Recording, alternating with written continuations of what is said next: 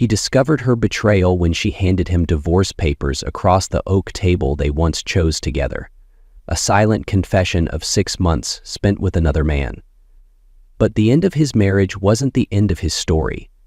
Brandon Atkinson, the quiet grocery manager who sacrificed his dreams for family, uncovered a treasure that would change his life forever. His wife traded stability for an illusion. Brandon chose reinvention. With newfound wealth and purpose, he rebuilt his world, thriving in a way no one, including her, could have imagined. And then, he disappeared. It was this extraordinary story that featured in the film and was named Best Picture under the films, including Best CGI.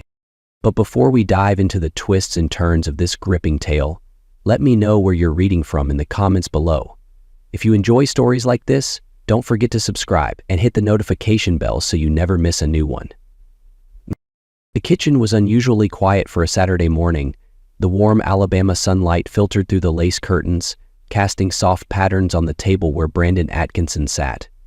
It was the same table he and Riley had picked out together over 2 decades ago, a sturdy oak piece that had weathered countless family meals, late-night talks, and occasional arguments.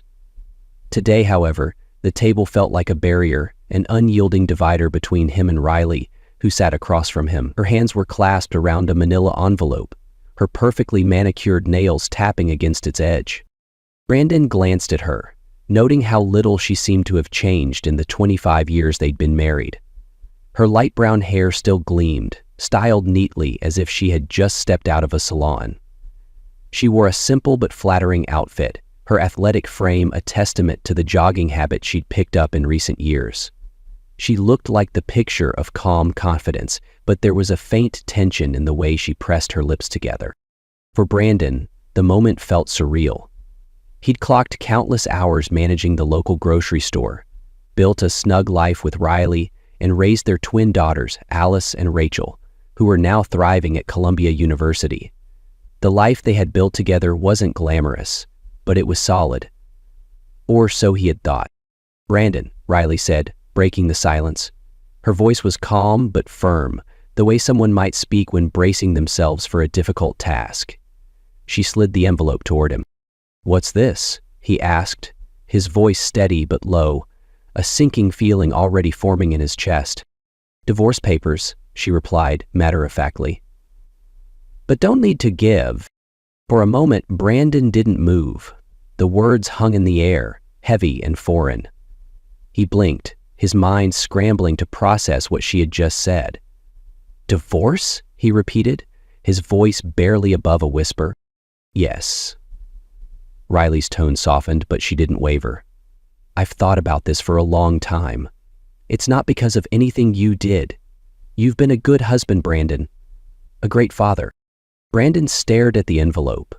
The words, "Petition for Dissolution of Marriage," printed in bold on its front.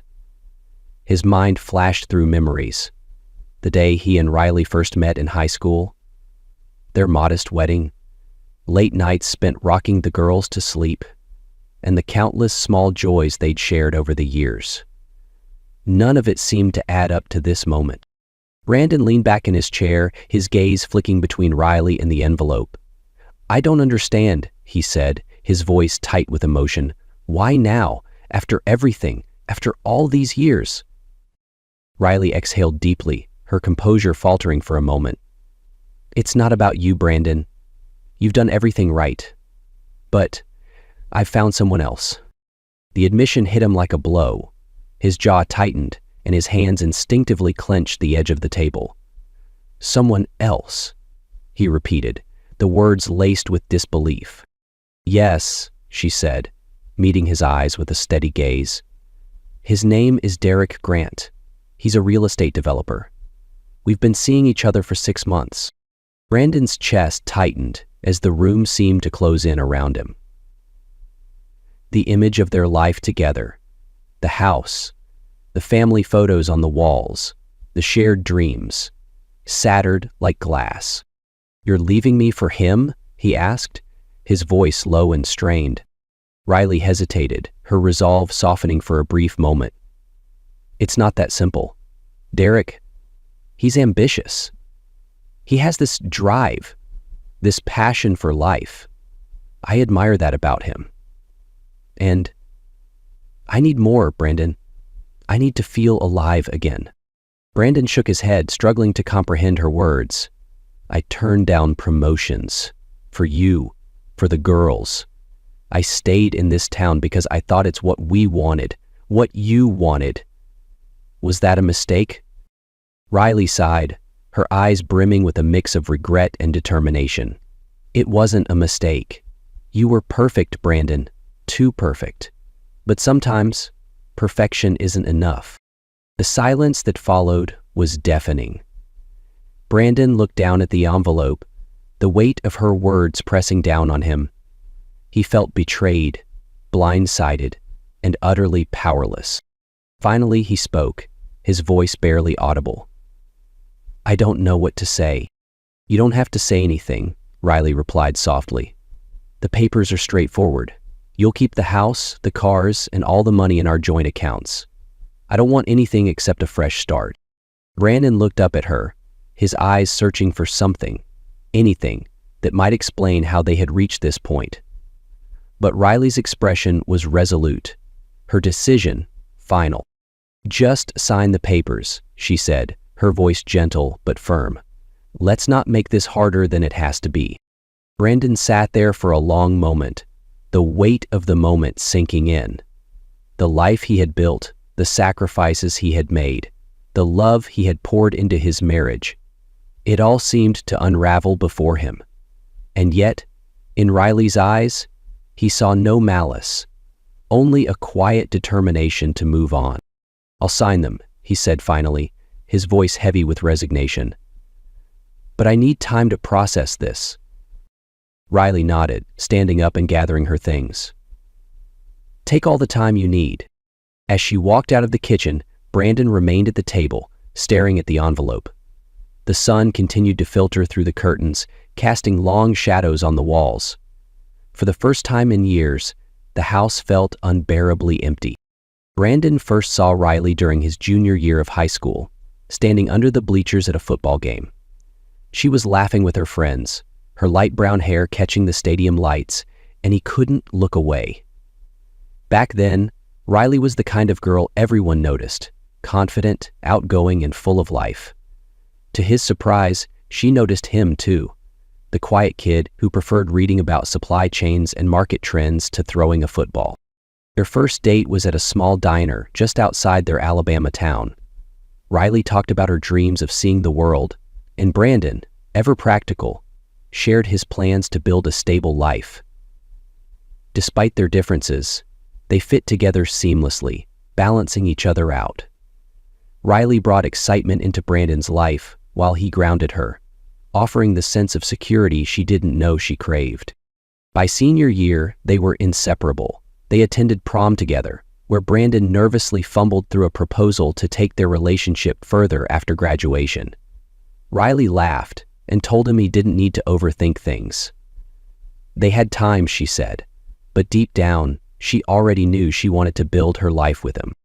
Marriage came a few years later, followed by the arrival of their twin daughters, Alice and Rachel. Raising the girls became their shared purpose.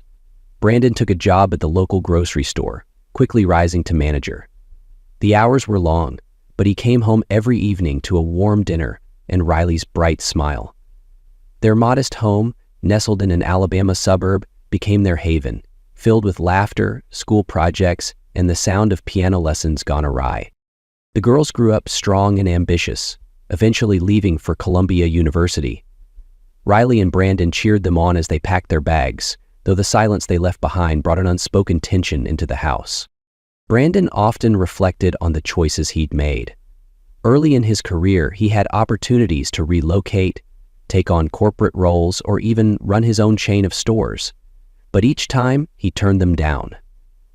It's not worth uprooting the girls, he'd say, confident that keeping the family together was the right decision. He poured himself into providing for his family, often working late and picking up extra shifts during the holidays. His dedication extended beyond work. He was the dad who stayed up helping with science fair projects, who taught the girls how to ride their bikes, and who never missed a single parent-teacher conference. He took pride in his role as a provider and protector, believing it was enough to keep their family strong. But for Riley, Brandon's steadfastness sometimes felt like stagnation. While she admired his loyalty and work ethic, she couldn't ignore the growing itch for something more. She had imagined a life full of adventures, driven by ambition and daring choices. Instead, they'd built a life defined by routine. Riley never doubted Brandon's love for her or the girls. He was everything a husband should be: faithful, respectful, dependable. But as the years passed, she felt as though she were living in the shadow of his sacrifices, her own dreams quietly set aside. When the girls left for college, the cracks in their marriage began to show. The shared focus on family that had once held them together now highlighted the gulf between them. Riley took up jogging and began spending more time outside the house, searching for something to fill the void. Though she never voiced her feelings, Riley began to resent the life they'd built, not for its comforts, but for the dreams she felt she had traded away. The clinking of Riley's spoon against her coffee cup was the only sound in the room. Brandon sat across from her, the divorce papers still resting on the table. He hadn't touched them yet, his hands folded tightly in front of him. "I think you owe me an explanation," Brandon said finally, his voice steadier than he felt. Riley hesitated, her eyes flickering to the papers before returning to his. "You're right," she admitted. "You deserve to know the truth." Brandon's chest tightened. He braced himself, but nothing could prepare him for what came next. "I've been seeing someone else," she said softly, the words slicing through the air like a blade. The room felt like it had tilted on its axis. Brandon blinked, the weight of her confession making it hard to breathe. "Seeing someone?" he repeated, disbelief lacing his tone. "Yes," Riley continued, her voice firmer now, as if forcing herself to push through. "His name is Derek Grant. He's a real estate developer." "And how long has this been going on?" Brandon asked, his voice low, barely controlled. 6 months, Riley admitted, folding her hands tightly in her lap. "It wasn't planned, Brandon. I didn't go looking for this. It just happened." Brandon let out a bitter laugh, shaking his head. "It just happened? That's what you're going with?" Riley flinched, but held her ground. "I know it sounds awful. I'm not proud of what I've done. But Derek, he's different. He has this energy, this ambition. He makes me feel..." "Alive?" Brandon interrupted, his voice sharp. "Is that what you were going to say?" Riley nodded, her expression pained. "Yes. I know it's not fair to you, but I can't ignore how I feel anymore." Brandon leaned forward, his voice rising despite himself. "You can't ignore how you feel? What about me, Riley? What about the life we built? Does that mean nothing to you?" "Of course it means something," Riley said, her voice breaking. "You've been a wonderful husband, Brandon. Truly. But I've changed. I need more than this." "So, what's the plan?" Brandon asked, his tone laced with sarcasm. "You ride off into the sunset with this Derek guy and leave me here with a stack of papers?" Riley straightened, her resolve hardening. "I'm moving in with him. He has a place overlooking the river. It's what I want." Brandon stared at her, the woman he had loved for over 2 decades, and for the first time she felt like a stranger. The room seemed to shrink, the walls pressing in around Brandon as Riley's words sank deeper into his mind. He couldn't believe it. The woman who had stood by his side through everything was now confessing to a betrayal he had never imagined. "Do you even hear yourself, Riley?" Brandon asked, his voice trembling with a mix of anger and heartbreak. "You're throwing away 25 years. For what? A man you've known for 6 months?" "It's not just about Derek," Riley said, her voice quiet but steady. "It's about me. About what I need." "And what about what I need?" Brandon shot back.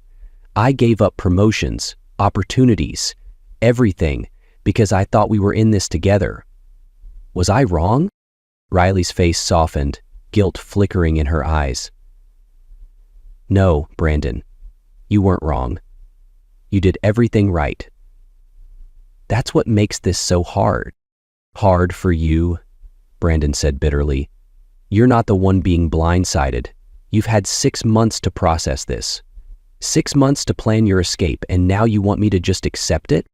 "I'm not asking you to accept it," Riley said, her voice firm but tinged with sadness. "I'm asking you to let me go." Brandon stood up, his chair scraping loudly against the tile floor. He paced the room, his hands running through his hair. "I can't believe this," he muttered, more to himself than to her. "All these years, and this is how it ends?" Riley stood as well, crossing her arms over her chest. "It's not easy for me either, Brandon," she said, her voice breaking slightly. "I hate that I'm hurting you, but staying in this marriage would hurt us both even more." Brandon stopped pacing and turned to face her. "You know what hurts the most?" he said, his voice quieter now, but no less pained.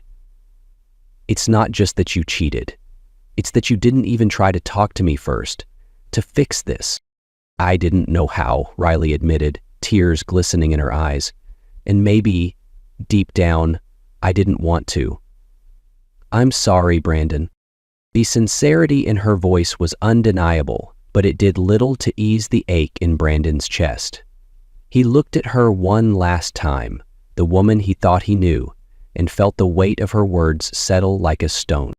Without another word, he turned and walked out of the room, leaving Riley standing alone. The quiet click of the door closing behind him marked the end of an era.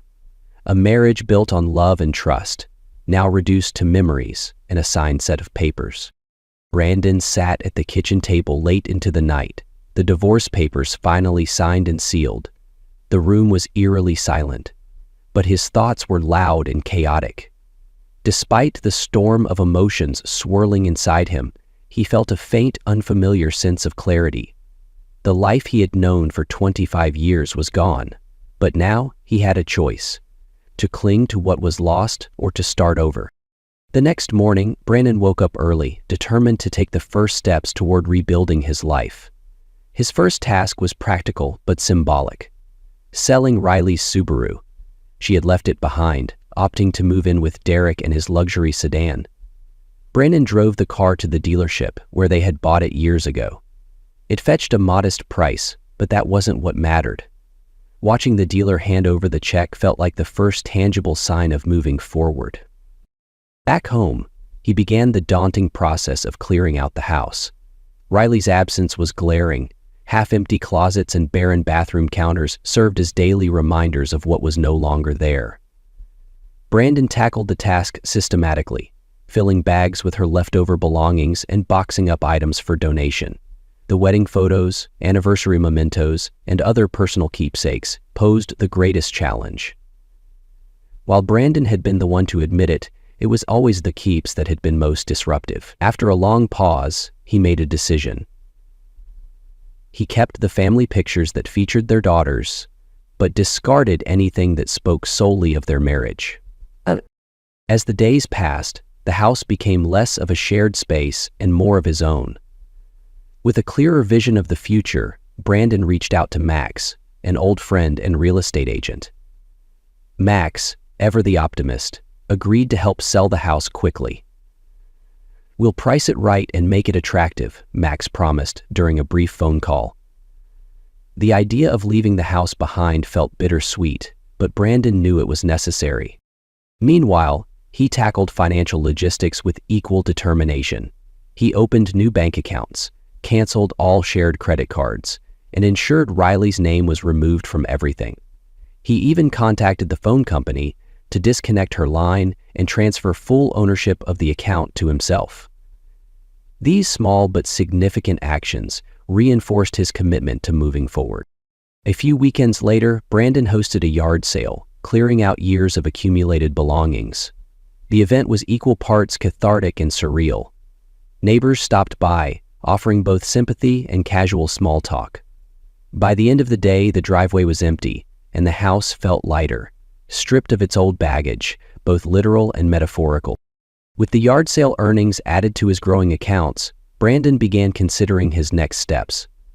A 3-month vacation, something he'd postponed for years, now seemed like the perfect opportunity to reflect and reset.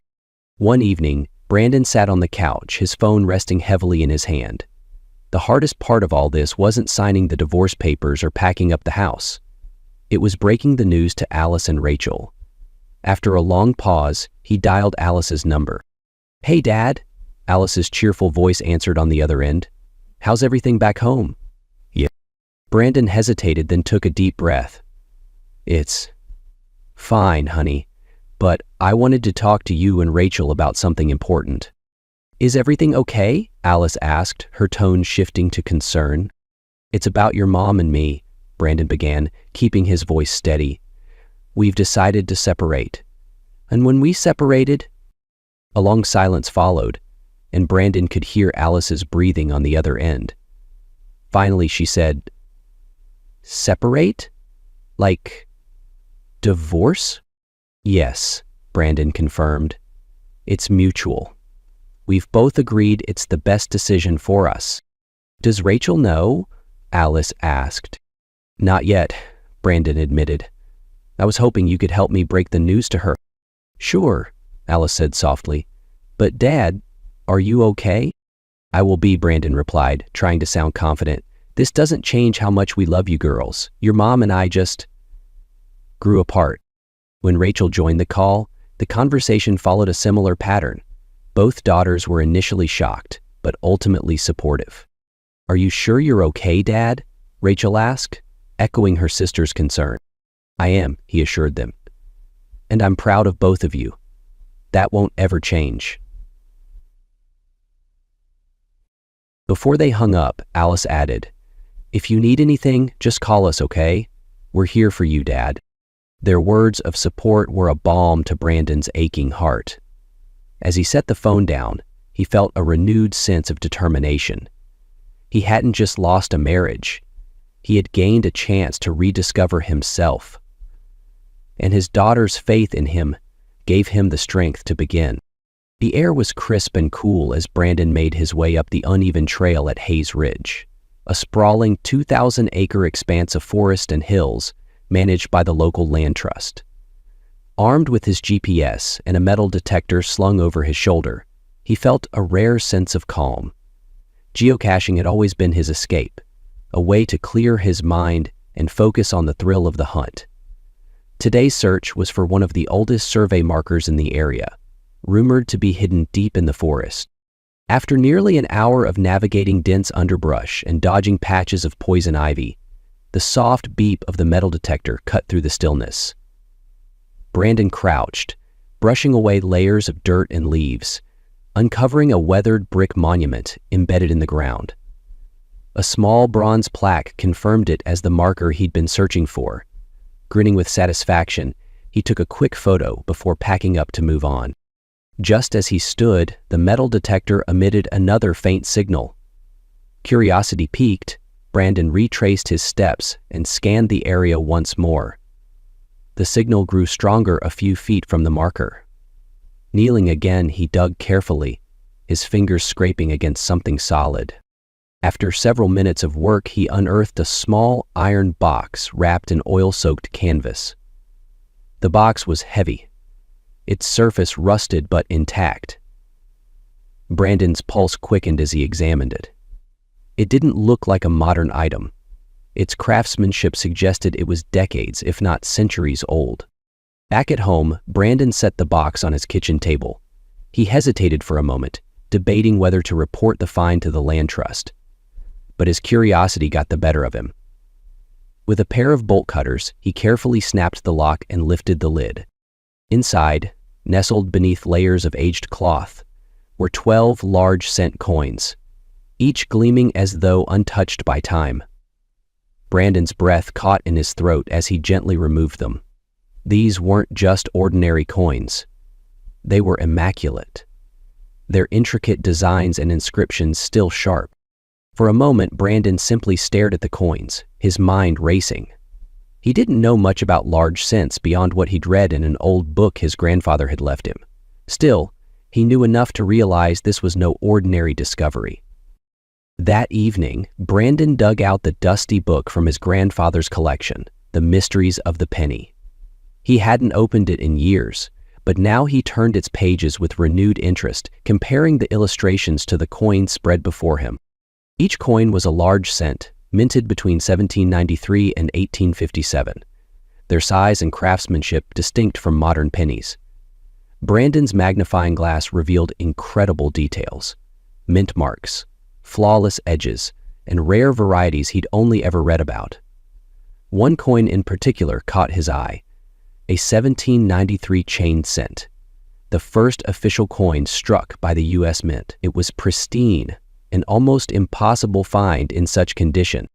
With a growing sense of awe, Brandon spent hours researching the coins online. Auction records and collector forums painted a clear picture. These coins were rare, and in their condition, they were worth an extraordinary amount of money.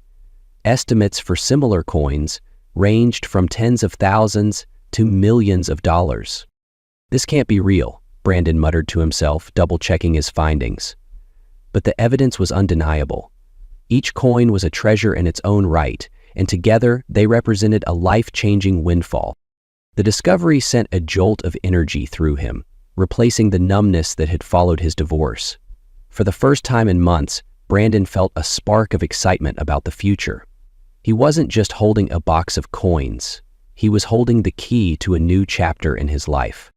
Determined to protect his find, Brandon placed the coins in a secure container and began researching reputable dealers and auction houses. The quiet grocery store manager who had spent years putting his family first was now stepping into a world of rare collectibles and high-stakes negotiations. For the first time, the possibilities ahead felt limitless. The towering skyscrapers of New York City seemed to stretch endlessly into the sky as Brandon stepped into the sleek glass building housing Adams & Burns, one of the most prestigious auction houses in the country. Clutching his portfolio of photos and documentation, he couldn't help but feel a mix of nerves and excitement. This was a world far removed from the grocery store aisles and quiet Alabama suburbs he was used to. A sharply dressed receptionist led him to a private office where Leo Adams, the firm's co-founder, greeted him with a warm handshake. "Mr. Atkinson, welcome to Adams & Burns. I hear you've brought us something extraordinary." "Thank you," Brandon replied, sitting across from Leo. He laid out high-resolution images of 4 coins from his collection, each meticulously labeled with its details. Leo examined the photos carefully, his expression shifting from professional curiosity to open admiration. "These are remarkable," he said, gesturing to a particularly pristine 1793 chain cent. "The condition alone makes them rare, but this is museum quill." Brandon allowed himself a small smile. "I thought so too. That's why I'm here. I'd like to sell these 4 coins, but I have one condition." More aside, Leo raised an eyebrow. "And what might that be?" Brandon slid a letter across the table. "I'd like Adams & Burns to purchase a piece of land in Alabama and donate it to the local land trust. It's priced at $600,000. The proceeds from this sale should cover it." The room fell silent as Leo read the letter, his expression unreadable. Finally, he looked up. "That's an unusual request." "I know," Brandon admitted.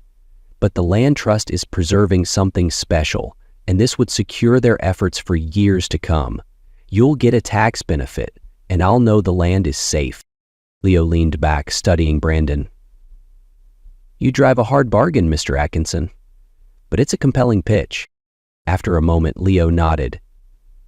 "We'll proceed, on the condition that these coins meet our appraiser's standards." "They will," Brandon replied confidently.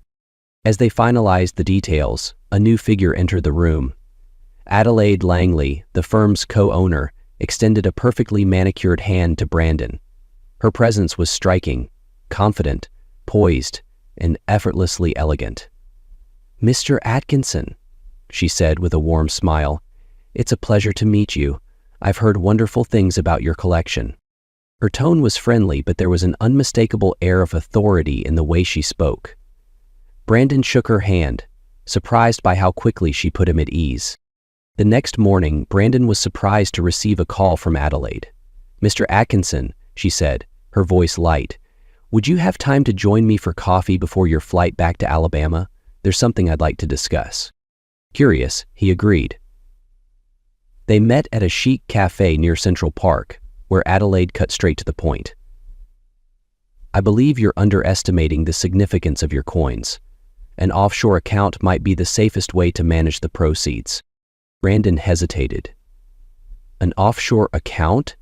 Isn't that complicated?" "Not at all," Adelaide assured him. "It's about security and discretion, especially with assets of this value. If you're interested, I'd be happy to guide you through the process. I'm headed to the Cayman Islands tomorrow for business and could arrange for you to join me." The offer caught him off guard, but there was something compelling about Adelaide's confidence. Before he knew it, he was boarding a first-class flight to the Caymans, seated beside her. The trip was equal parts business and pleasure. Adelaide's sharp wit and deep knowledge of finance made their meetings productive, while her light-hearted charm turned meals into moments of genuine connection. Over fresh seafood and tropical cocktails, they shared stories of their lives, hers filled with high-stakes deals and international travel, his rooted in the simple joys of family and routine. One evening, as they stood on the balcony of her oceanfront condo, Adelaide turned to him with a thoughtful expression.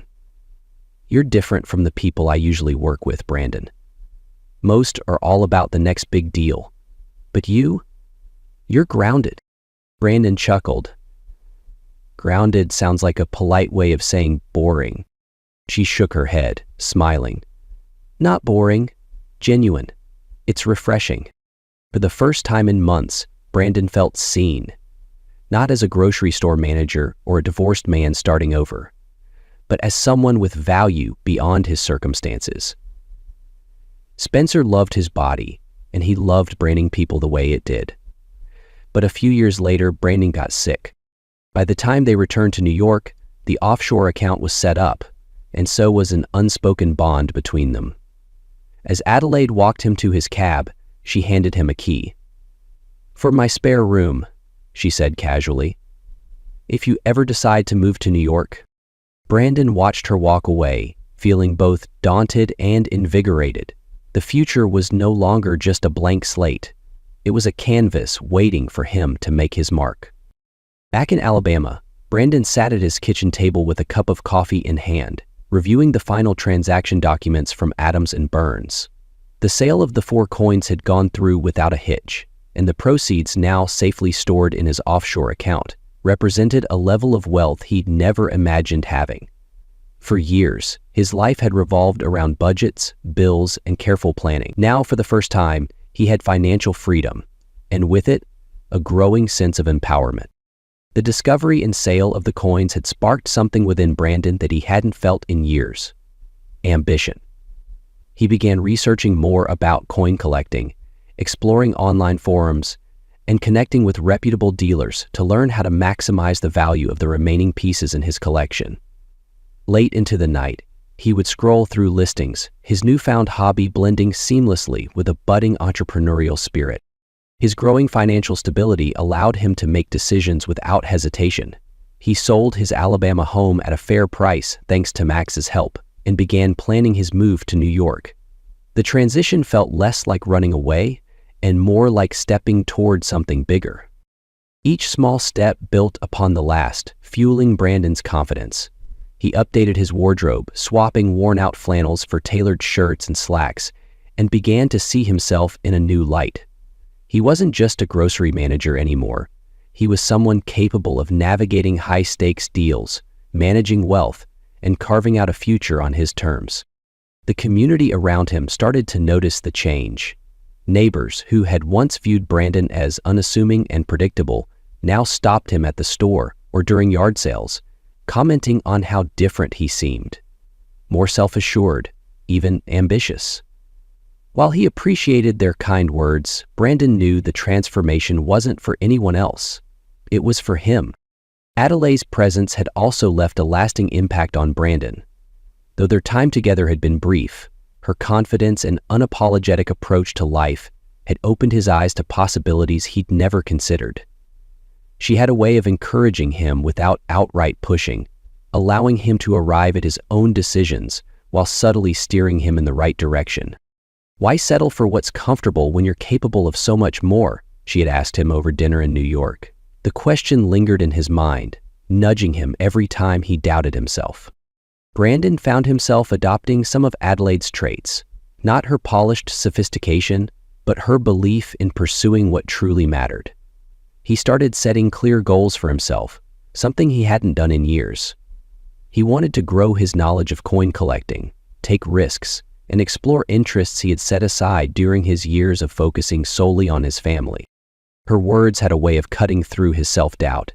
During one phone call, she remarked, "You're more resourceful than you realize, Brandon. Don't let anyone, not even yourself, convince you otherwise." With Adelaide's encouragement echoing in his mind, Brandon leaned into this new chapter of his life.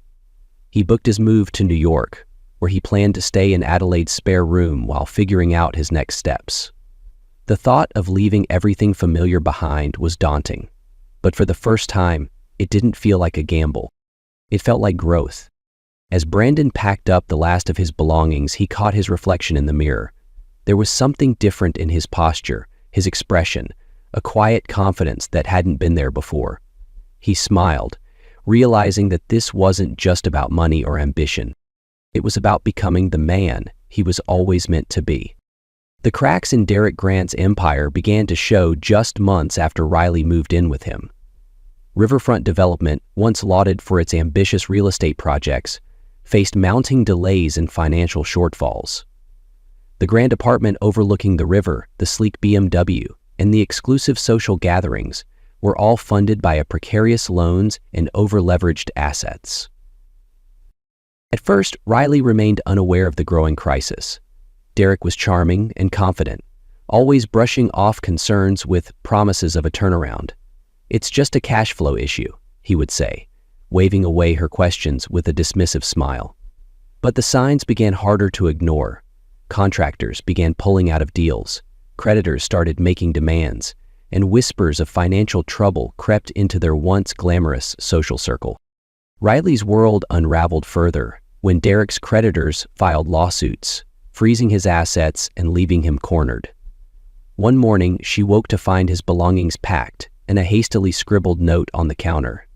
"I need to step away for a bit," it read. "Don't worry, I'll figure this out." But Derek never returned. The reality of her situation hit Riley like a freight train. She was left stranded in a city where she had few friends and no financial security. The apartment, leased under Derek's name, was repossessed within weeks.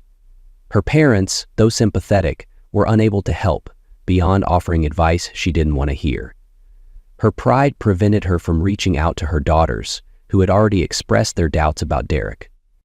For the first time in years, Riley felt utterly alone. The life she had envisioned when she left Brandon now seemed like a cruel joke. The stability she had taken for granted during her marriage was gone, replaced by a gnawing uncertainty about her future. It was a humid afternoon when Riley showed up at Brandon's doorstep, unannounced. He had just finished packing the last of his belongings for his move to New York. Seeing her there, clutching her purse and looking uncharacteristically unsure of herself, caught him off guard. "Riley," he said, keeping his tone neutral. "This is a surprise." "Can I come in?" she asked, hesitantly. Brandon nodded, stepping aside to let her in. The house was nearly empty, its bare walls and stacked boxes a clear sign of his impending departure. Riley glanced around, her eyes lingering on the changes. "You're leaving?" "I am," Brandon said simply. "New York." She nodded, fidgeting with the strap of her purse. "I heard about the coins. You've done well for yourself." Brandon raised an eyebrow. "Why are you here, Riley?" She hesitated, then sighed. I need help, Brandon." There it was, the admission she had likely struggled to make. Brandon crossed his arms, leaning against the doorframe. "Help with what?" "Derek's gone," she said quietly, her voice tinged with a mix of shame and desperation. "He left me with nothing. I don't know where else to turn." Brandon studied her for a long moment. The woman standing before him was a far cry from the confident, self-assured Riley he had once known. She looked tired, defeated. But despite the pang of sympathy he felt, he couldn't ignore the bitterness that lingered beneath the surface. "I'm sorry to hear that," he said, his tone polite but distant. Riley looked up at him, her eyes searching his face. "That's it? After everything we've been through, you're just going to brush me off?" Brandon took a deep breath, choosing his words carefully. "Riley, I spent years putting your needs above mine.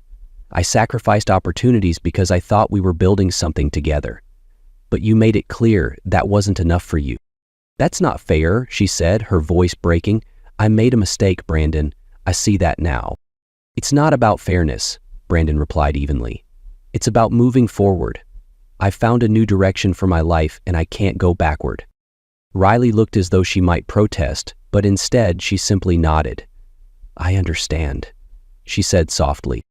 As she turned to leave, Brandon felt a twinge of guilt, but knew he had made the right choice.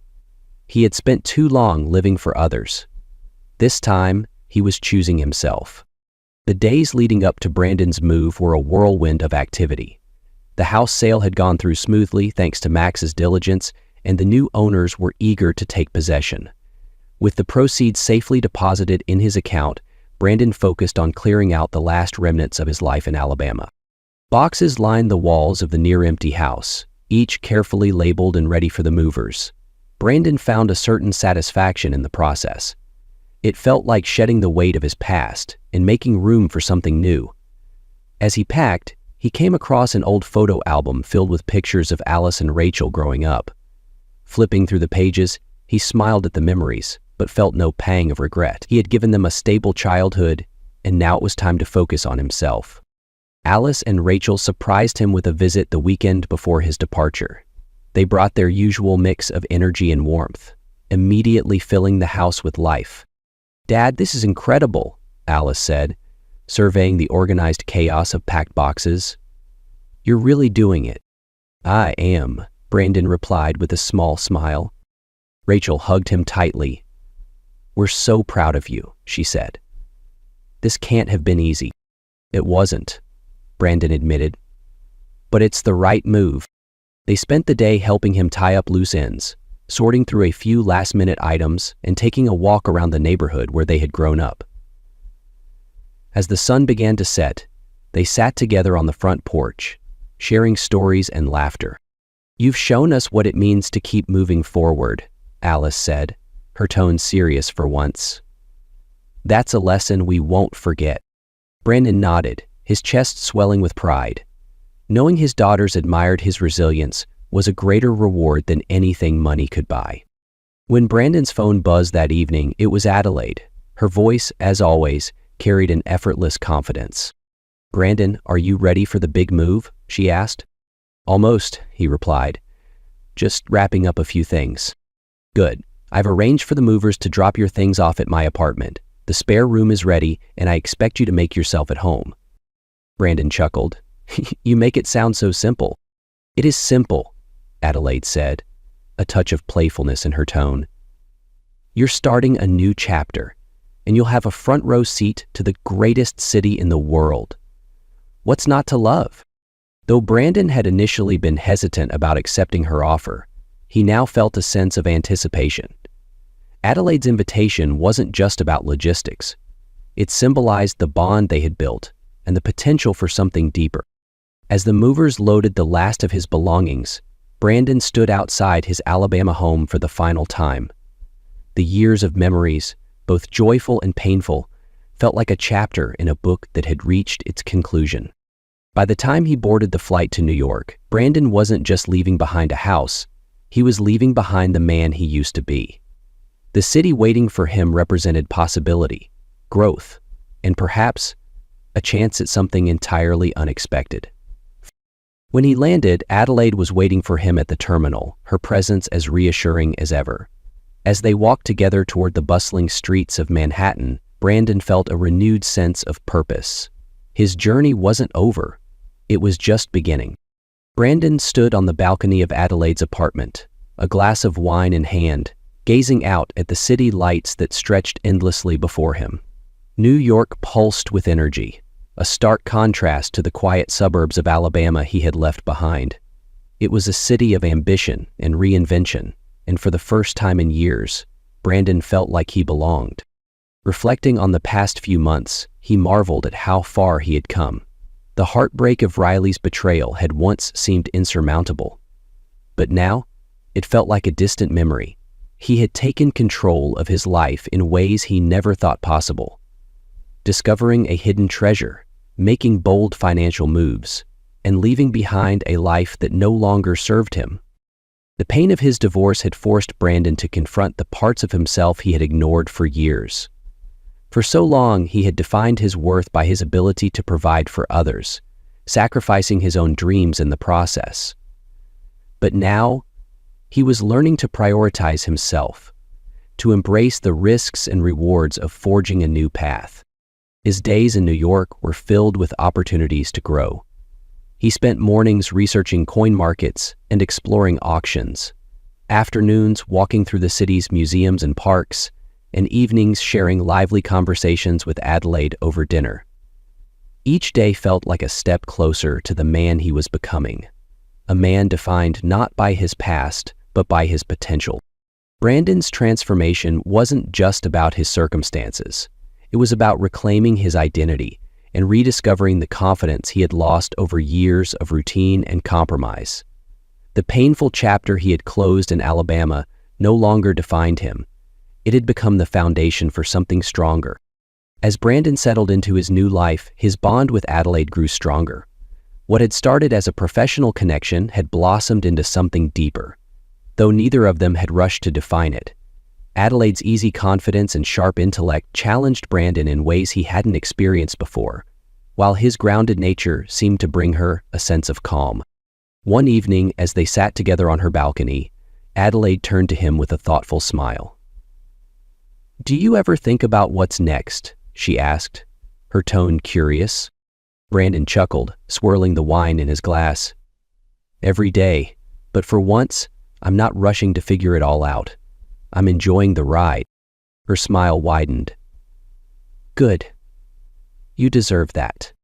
Though Brandon was cautious about the idea of starting a new relationship, he couldn't deny the spark between them. Adelaide had become more than just a mentor or a friend. She was someone who saw him for who he truly was, not who he used to be. Professionally, Brandon's move to New York had opened doors he hadn't even known existed. His knowledge of coin collecting and auctions had already led to a few lucrative deals, and he was beginning to think about expanding his hobby into a full-fledged business. The city's endless resources and connections made anything seem possible. As the weeks turned into months, Brandon realized he wasn't just surviving, he was thriving. The man who had once doubted his worth had found a new sense of purpose, fueled by a combination of hard work, resilience, and the unexpected support of people like Adelaide and his daughters. For Brandon, the future wasn't just a blank slate. It was a canvas waiting to be filled with the bold, vibrant colors of a life well lived. And for the first time in years, he was ready to paint it.